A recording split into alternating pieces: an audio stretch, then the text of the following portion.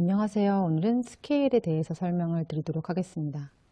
스케일이라고 하는 것은 도레미파솔라시도와 같이 연속적이면서 규칙적인 음의 진행 패턴을 뜻하는데요.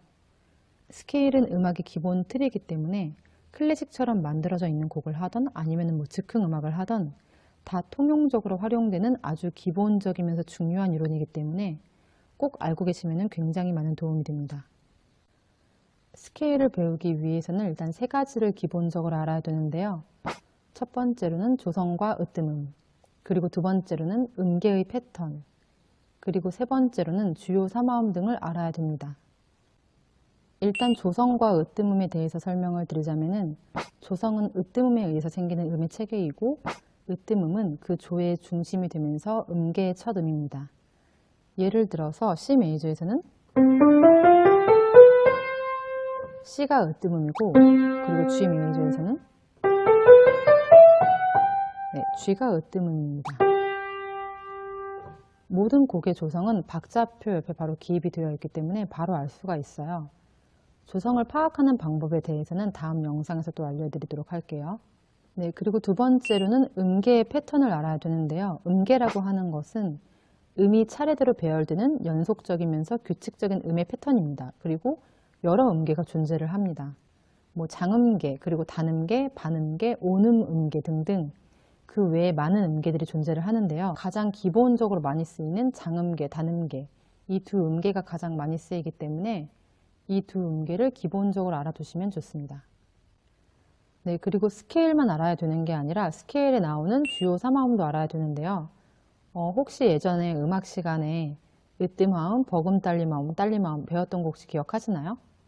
옛날에는 왜 외워야 되는지 모르고 그냥 외우셨을 경우도 많이 있을 텐데 스케일을 3화음씩 쌓았을 때 첫 번째, 네 번째, 다섯 번째 형성된 화음이라고 해서 1도, 4도, 5도 화음이라고도 하고요. 아니면은 토닉, सब도미넌트, 도미넌트 화음이라고도 합니다. 이 주요 3화음이 중요한 이유는 곡에 쓰이는 중요한 화음이기 때문인데요. 곡을 들어가기 전에 전주에서 쓰기도 하고 엔딩형에서도 쓰기도 하고 그리고 다른 조성으로 전조를 할 때 쓰기도 하는 아주 기본적으로 꼭 필요한 화음입니다. 스케일을 공부할 때 이론에 대한 이해 없이 그냥 악보만 보면서 무작정 암기하는 경우가 많은데요. 이렇게 연습을 하면은 나중에 다 뒤죽박죽 무너질 수가 있기 때문에 위에 설명드린 이론을 토대로 확립을 하면서 정확하게 인지를 하면서 연습을 하는 게 중요합니다.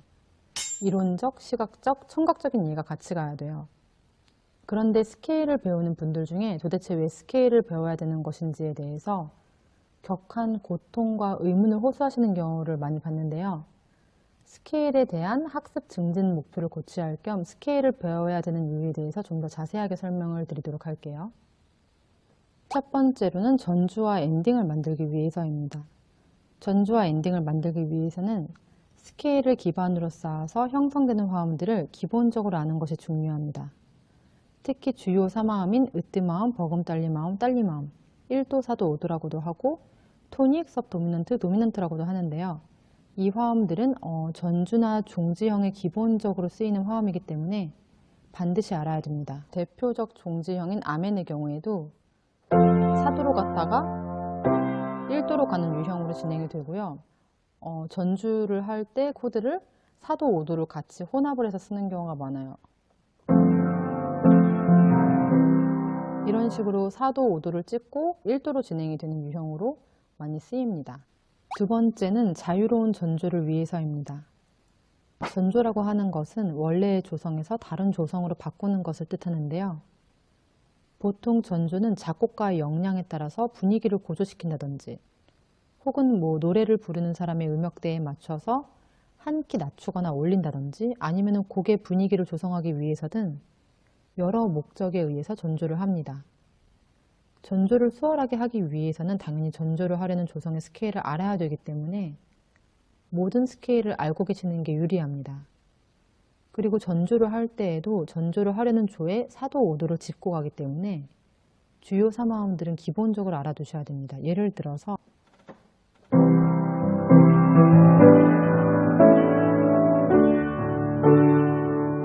이런 식으로 D 메이저의 4도, 5도를 짚고 D 메이저의 1도로 가게 되죠. 그리고 세 번째로는 곡의 정확한 이해와 표현을 위해서입니다.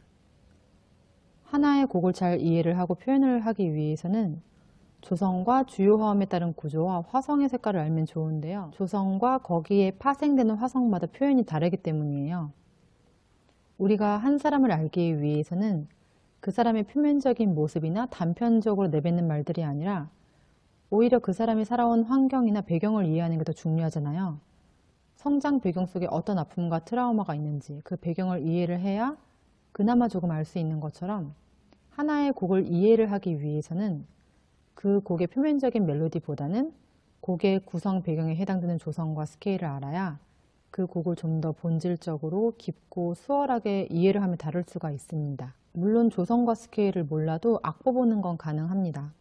하지만 곡을 좀 더 정확하게 이해를 하고 그 곡과 가까워지는 데에는 한계점에 부딪히기 때문에 반주를 하던 클래식 곡이나 다른 기타 등등의 곡을 다루던 음악을 잘 이해를 하고 표현을 하기 위해서는 조성과 스케일을 파악하는 것이 필수입니다. 네 번째로는 정확하고 빠른 초견을 위해서인데요. 초견이라고 하는 것은 처음 악보를 보고 바로 치는 것을 뜻합니다. 우리가 처음 악보를 볼 때 보통 많이 틀리면서 치는 경우가 많은데 그 곡의 조성과 스케일을 알고 악보를 보면은 곡의 기준점과 틀이 확립이 되기 때문에 좀 더 수월하게 악보를 볼 수가 있어요. 처음 가는 낯선 길을 지도를 보면서 가는 것과 비슷하다고 보시면 될 것 같은데요.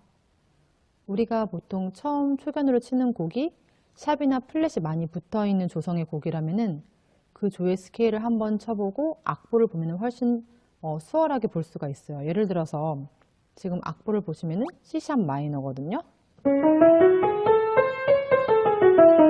네, 그러면은 이렇게 한번 그 곡의 스케일을 쳐보시고 그 다음에 악보를 보시면 돼요. 천천히.